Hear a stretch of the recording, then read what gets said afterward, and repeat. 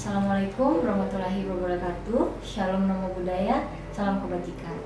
Halo sahabat religi, kembali lagi bersama kami di Surya Podcast, terangkan pikiran, terangi hati.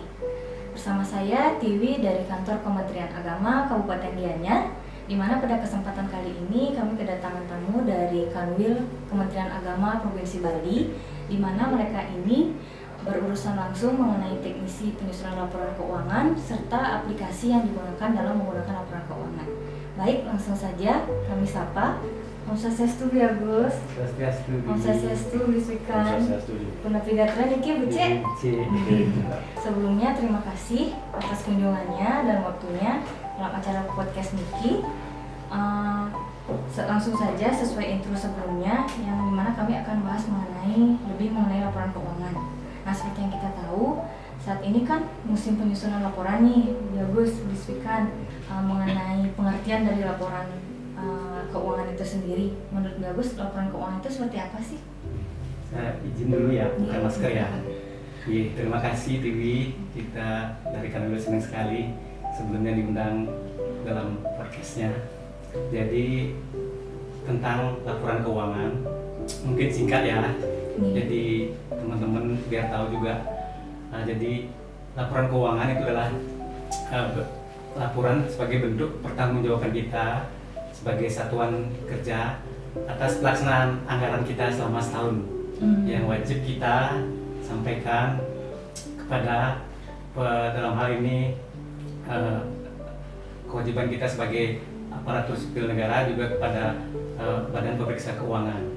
Jadi itu sesuai Undang-Undang Nomor 17 Tahun 2003 tentang Keuangan Negara. Kemudian ada Undang-Undang Nomor 1 Tahun 2004 tentang Keuangan Negara. Itu kita salah satu satker itu mempunyai sebagai entitas pelaporan maupun sebagai entitas akuntansi wajib untuk menyusun laporan keuangan dan juga laporan barang milik negara. Berarti laporan keuangan itu sifatnya wajib untuk dilaporkan ya Gus ya? Betul sekali. Sedikit yang saya tahu nih mengenai jadwal dari laporan-laporan tersebut, kan ada yang semesteran, ada yang tahunan, ada yang triwulan juga. Seperti itu, bagaimana penjelasan detailnya ya Gus? Untuk jadwal itu sebenarnya sudah diatur dalam undang-undang maupun dalam peraturan Menteri Keuangan. Itu di jadwal laporan keuangan itu yang pertama ada jadwal setiap semesteran. Itu ada semester 1, kemudian yang kedua semester 2. Semester 2 di sini langsung digabung menjadi laporan keuangan tahunan. Jadi setiap tahun nih satuan kerja itu bikin 2 laporan. Jadi laporan keuangan semester 1, kemudian ada laporan keuangan tahunan. Ya, dan itu disusun secara berjenjang dari tingkat akuntansi, yang kalau bahasa akuntansinya sih unit akuntansi kuasa pengguna barang atau kuasa pengguna anggaran. Dalam hal ini contohnya adalah Satker Kantor Kementerian Agama Kabupaten Gianyar. Kemudian itu disusun kemudian secara berjenjang, kemudian sampai ke unit akuntansi pembantu pengguna anggaran wilayah. Jadi dalam hal ini Kanwil Kementerian Agama Provinsi Bali. Kemudian sampai ke tingkat eselon 1. Jadi baru terakhir ke dikompilasi menjadi laporan Kementerian Agama. Jadi tahapannya seperti itu. Dari gini dulu ya, dari satker dulu sampai pada akhirnya ke Kementerian Agama yang pusat. Kemudian dalam penyusunan laporan keuangan, seperti yang kita tahu kan ada penggunaan aplikasinya ya. Tentu yang kami harapkan dari adanya aplikasi tentu memiliki manfaat pemudahan dalam penyusunan laporan keuangan.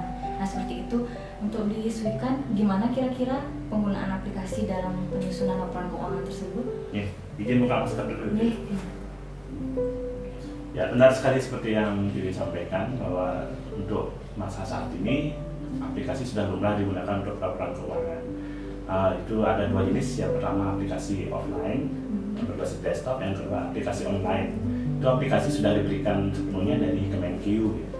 Jadinya aplikasi offline yang kita pakai jadinya bermula dari aplikasi Persdia, kemudian berlanjut ke Simak BNN, kemudian ke Saiba. Untuk pendukung aplikasi online-nya ada dua. Untuk yang Smart BUMN didukung oleh Siman, kemudian Saiba, dan laporan keuangan Bina didukung oleh Erekon LK. Dan itu aplikasi sudah dirilis langsung dari Kementerian Keuangan untuk mempermudah proses laporan berjenjang tadi seperti yang disampaikan oleh Bagus. Oh, oke. Lanjut ke selanjutnya nih Bagus, tentu dalam suatu penyusunan laporan keuangan pasti kan ada kendala-kendalanya tuh. Nah, biasanya kendala yang lebih sering muncul dari setiap satker dalam penyusunan laporan keuangan itu seperti apa Bagus? Terima kasih Diri ya, tadi baik sekali pertanyaannya. Kalau kendala pasti ya, namanya penyusunan berjenjang pasti ada kendala.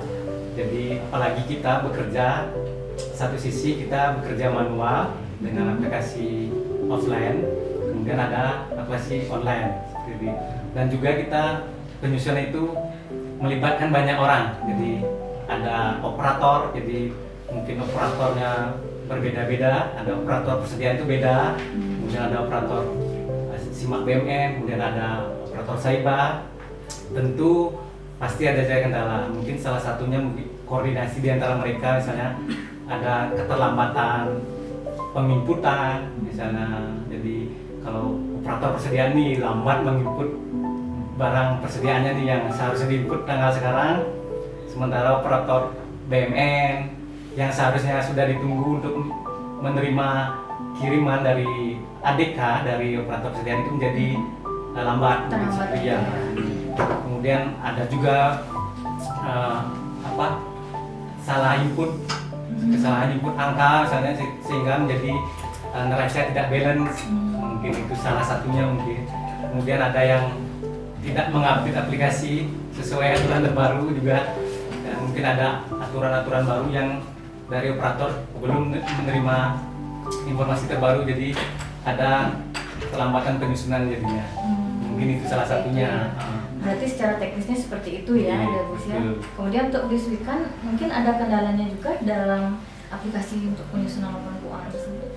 Seperti yang sampaikan tadi, mungkin dari aplikasi offline-nya yang jelas update ya. Jadinya update itu bisa muncul sewaktu-waktu tanpa ada pemberitahuan. Kita bisa mengunduhnya lewat website Kemenki.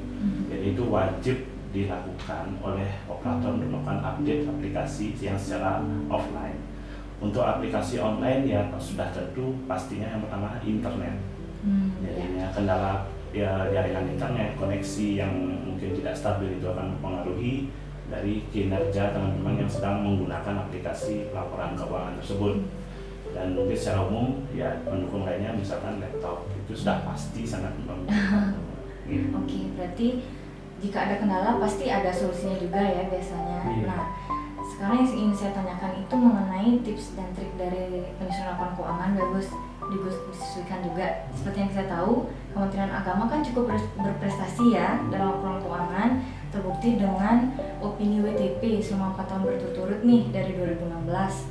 Nah, menurut disesuaikan dulu nih, tips dan trik dalam penyusunan laporan keuangan yang baik sehingga pada akhirnya mendapat opini WTP lagi itu seperti apa, Bagus? Terima kasih. Kalau tips dan triknya sebenarnya simpel sih. Jadi kata kuncinya sebenarnya adalah koordinasi. Jadi koordinasi antara operator dari awal. Sebenarnya laporan keuangan itu kan tidak hanya sampai kita di tingkat operator pelaporan. Sebenarnya penyusun itu koordinasinya dari awal, dari perencanaan, kemudian ada pelaksanaan anggaran, baru kita nyampe di operator itu sebagai pelaporan. Jadi dari awal antar perencanaan, sepertinya penyusunan akun misalnya, kemudian dari pelaksanaan, kemudian masalah pencairan itu harus nyambung. Jadi bahasanya sinkron sih. Jadi simpel saja sebenarnya. Kalaupun ada kendala, kita sebenarnya punya dari Kanwil, kemudian dari mitra kita, dari DJPB, KPPN, kemudian KPKNL pasti memberikan solusi. Jadi apa menjadi perjalanan satker, pasti dari Kanwil juga bisa selalu memonitoring gitu. Jadi dari tingkat bawah sampai tingkat kementerian. Jadi mudah-mudahan sih selama ini apa yang sudah menjadi prestasi Kementerian Agama khususnya di Bali, kemudian WTP bisa kita pertahankan. Iya, setuju. Oke, mungkin seperti itu. Beli Guswikan ada tambahan mungkin atau sudah cukup jelas? Mungkin terkait dengan aplikasi sudah tentunya yang perlu diperhatikan adalah sarana pendukung penggunaan pelaksanaan aplikasi tersebut.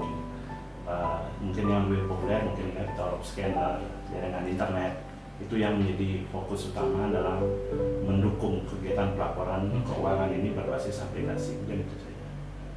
Oke, berarti secara umum itu sarana pendukung dan koordinasinya ya, bagus bisikannya. Ya. Oke, mungkin sekian dulu untuk bincang kita kali ini. Semoga di lain kesempatan kita ada waktu lagi untuk berbincang di Surya Podcast ini. Terima kasih atas waktu dan informasinya yang tentu sangat bermanfaat. Nggih, sama-sama hati. Oke, sahabat religi, demikian podcast hari ini mengenai laporan keuangan bersama Bu Swikan dan Biabus. Oh ya, kami dari Kementerian Agama punya Pintar loh, di mana Pintar ini merupakan karya dari agen perubahan Kemenak Gianyar sendiri. Pintar ini merupakan program inovasi terintegrasi. Untuk informasi lebih lengkapnya bisa dilihat di link di bawah ini nih ya. Mungkin demikian podcast Surya pada hari ini, kurang lebihnya saya mohon maaf. Saya tutup dengan Parama Santi. Om Santi Santi Santi Om. Wassalamualaikum warahmatullahi wabarakatuh. Shalom Namo Buddhaya. Salam kebajikan.